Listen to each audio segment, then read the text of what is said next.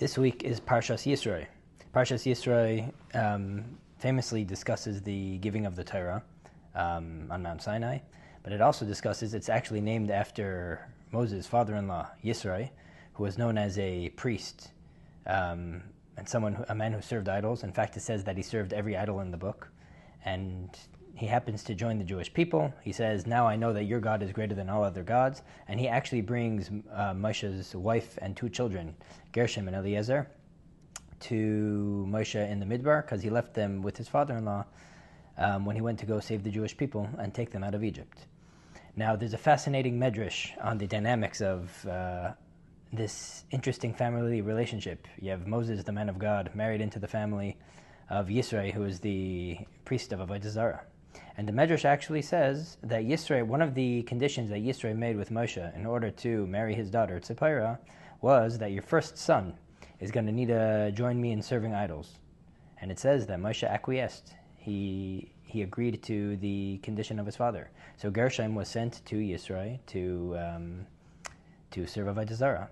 In fact, says the Medrash, that's why it says in the middle of Shemos this cryptic story of a malach coming and trying to kill Moshe before Tzipora gave a bris to their son. The Medrash says, why was Moshe obligated in death? Because he handed one of his kids to Avodah Zarah to join his father-in-law in idol worship. The commentaries explain, why was it that Moshe Rabbeinu, he's the man of God, he's the man who gets the two tablets that says don't serve idols. Why was it that he agreed to this path?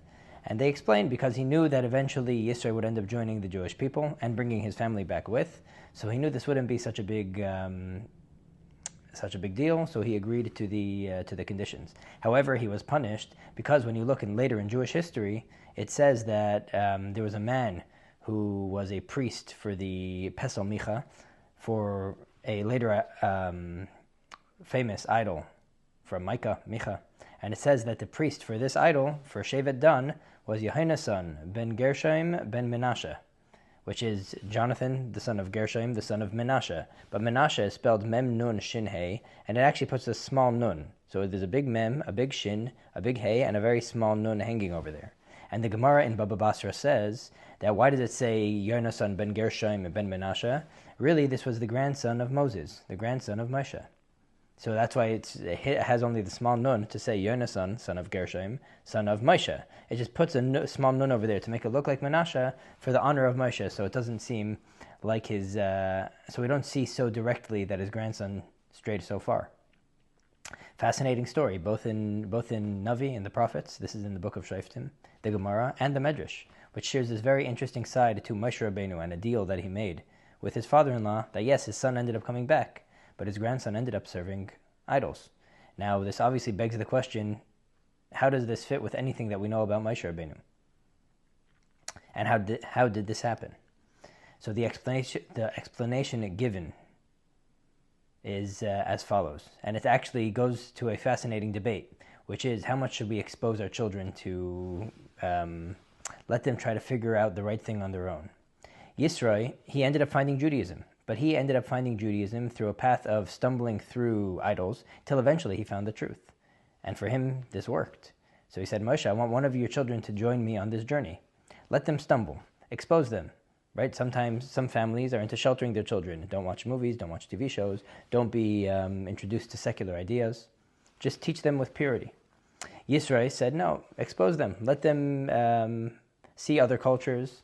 Let them have access to things that aren't necessarily so kosher. And eventually, when they find the truth, for them it's going to be very real.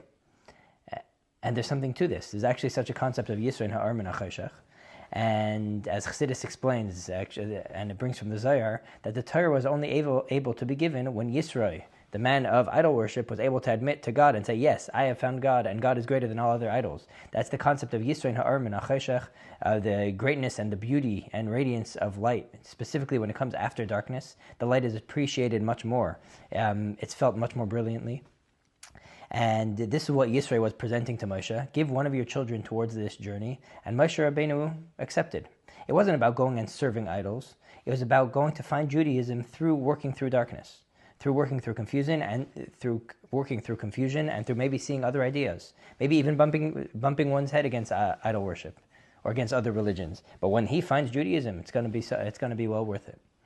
Yet we see that this was not considered to be the right path, even though there's room for such a thing.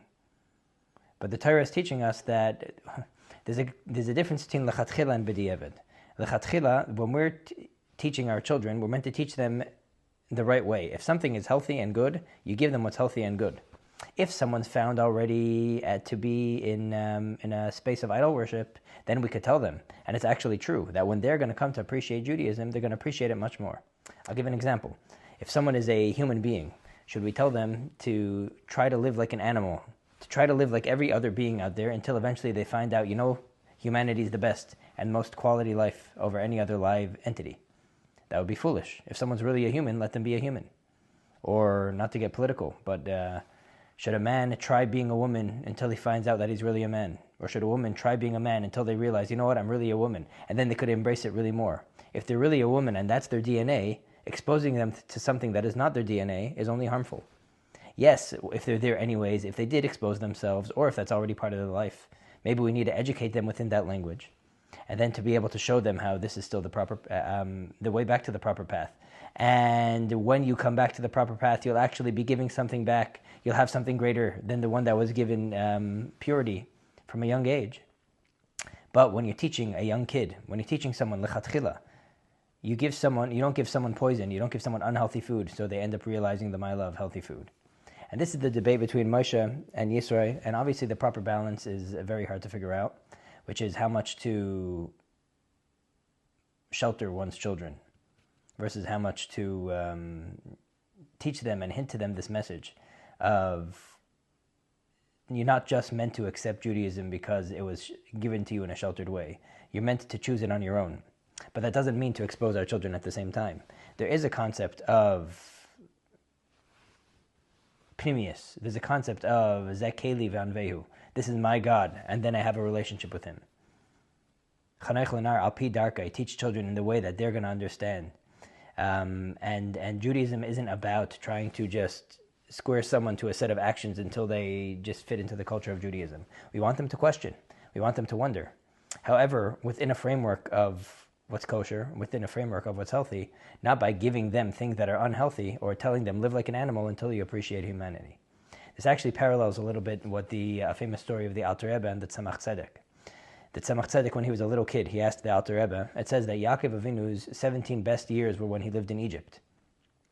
And he asked the Alter Rebbe, how was his 17 best years in Egypt? Egypt was a lowly country. And the Alter Rebbe answered him, because he sent Yehuda before him to go set up a yeshiva over there so they got to live a proper Jewish life. That's why his 17 best years were in Egypt. That's what he told his grandson.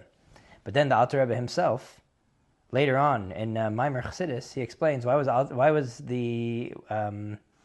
Avinu's best years in Egypt? Because of Yisro and Ha'ar min HaCheshech, while in Egypt, while in a place of challenges and a place that seems void of Judaism and God, to go find God over there has the greatest milah, excites Hashem tremendously and brings out the essence of our neshama. But if that's really the answer, why didn't he tell that to his grandson, the Tzemach Tzedek? And the Rebbe's answer is to this, that you don't need to tell kids this truth. This is true b'di'evad. If someone's found in a space of darkness, go tell them how, work through your darkness. Don't now let me teach you Judaism and how it has its milas over all other religions. Now let me teach you how when you live a soulful real life, you're going to appreciate it more even than the person that's never questioned and that's never struggled. However, don't tell a kid that's not yet struggling that you're only going to appreciate Judaism through struggle. The kid that's pure, the Tzemach Tzedek, doesn't need to hear that there's a milah of going through darkness to find light. He needs to be told to live in the light. Another example for this, which might help understand the educational message. It says that good decisions come from experience, and experience comes from bad decisions. But that doesn't mean that you should go looking to make bad decisions, right? Someone shouldn't say, let me try to lose a lot of money in the stock market so that I'll get experience so that now I can make good decisions. It's true, when I make bad decisions, then I have experience, so now I can make even better decisions. But that doesn't mean I should go looking to make bad decisions. That just means you're going to be losing money. It only works if I'm not looking for it. The nisyonis only work if I'm not looking for the nisyonis, and the darkness only only works if, to begin with, my paradigm is I'm not looking for the darkness. Then if I have it in my life, or then if I find someone that has it in their life, I'm able to take them out of it, and they're able to take those extra sparks from their experience, or someone that has made bad decisions has able to use that in their experience towards good decisions. But you don't tell someone to go making bad decisions. You tell them to try to make good decisions. If they've made bad decisions in the past anyways, now use that experience to start making good decisions. Anyways, these are the two ideas to balance in education.